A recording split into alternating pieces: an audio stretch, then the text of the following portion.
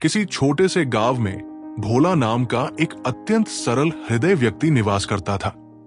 उसकी आत्मा इतनी पवित्र और निष्कपट थी कि अपनी अधिक आयु के बावजूद उसका स्वभाव बच्चों जैसा भोला था। इसी कारणवश गांव के कुछ लोग उसे मंदबुद्धि कहकर उपहास करते थे। भोला ने अपने जीवन में अनेक प्रकार के कार्य करने का प्रयास किया, परंतु उसका सीधापन और दुनियादारी की समझ न होने के कारण उसका रोजगार प्राय कुछ ही दिनों में छिन जाता था। सांसारिक जीवन में सफलता प्राप्त करने के लिए जिस चतुर बुद्धि और छलकपट की आवश्यकता होती है, वो भोला में बिल्कुल भी नहीं थी। इस प्रकार कई अलग अलग व्यवसायों में अपनी किस्मत आजमाने के बाद भी भोला अंततः बेरोजगार ही रहा और उसके सामने भोजन की समस्या आ खड़ी हुई।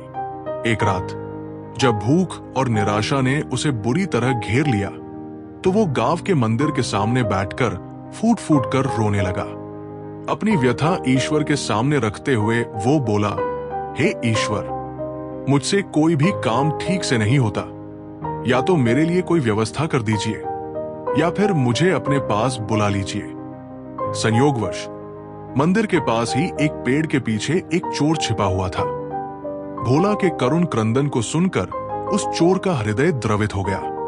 वो पेड़ की ओट से निकला और भोला के पास जाकर सहानुभूति पूर्वक बोला, भाई, तुम इतने दुखी क्यों हो? चलो मेरे साथ चलो और मिलकर काम करेंगे। भोला ने अपनी भोली आंखों से चोर की ओर देखा और पूछा, आप क्या काम करते हैं? चोर ने बिना किसी लागल पेट के सच बता दिया, मैं चोरी करता हूं। भोला थोड़ा अचंभित हुआ, फिर बोला, मुझे तो चोरी करना नहीं आता। चोर ने उसे उत्साहित करते हुए कहा, कोई बात नहीं, मैं तुम्हें सिखा दूंगा।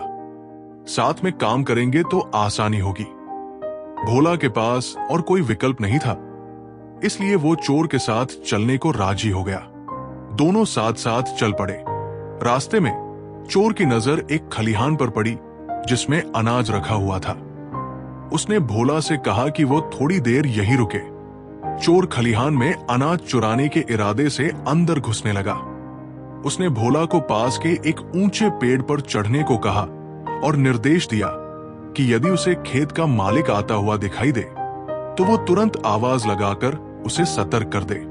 अभी चोर खलिहान के अंदर प्रवेश ही कर रहा था कि भोला पेड़ पर बैठे बैठे जोर से चिल्लाया, मालिक देख रहा है, मालिक देख रहा है। भोला की अप्रत्याशित और जोरदार आवाज सुनकर चोर बुरी तरह घबरा गया। वो तुरंत खलिहान से बाहर भागा और तेजी से उस स्थान से दूर चला गया।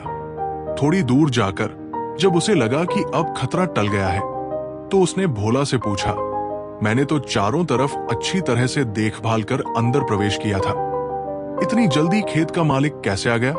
तुमने उसे कितनी दूर से देखा था? भोला ने शांत भाव से उत्तर दिया, मैंने खेत के मालिक को थोड़े ही देखा, मैंने तो उस दुनिया के मालिक को देखा। उसकी दृष्टि से तो कुछ भी छिपा नहीं है।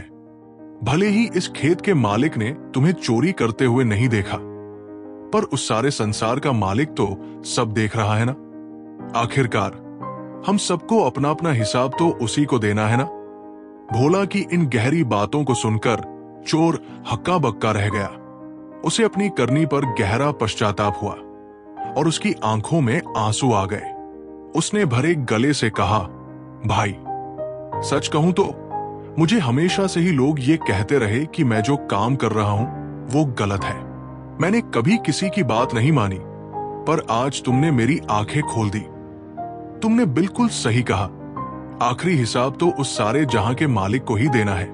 चोर ने आगे कहा, तुम अपने इस सीधेपन के कारण शायद दुनिया में मात खा रहे हो, पर तुम्हारे इसी पवित्र स्वभाव के कारण मेरे जैसे कितने ही बुरे लोग सुधर जाएंगे। तो चलो, आज से हम दोनों ईमानदारी और मेहनत से कमाई करेंगे और जितना भी मिलेगा उसे आपस में मिल बांट कर खाएंगे। इस प्रकार भोला के सीधेपन और सच्ची बातों ने उस चोर के हृदय को परिवर्तित कर दिया।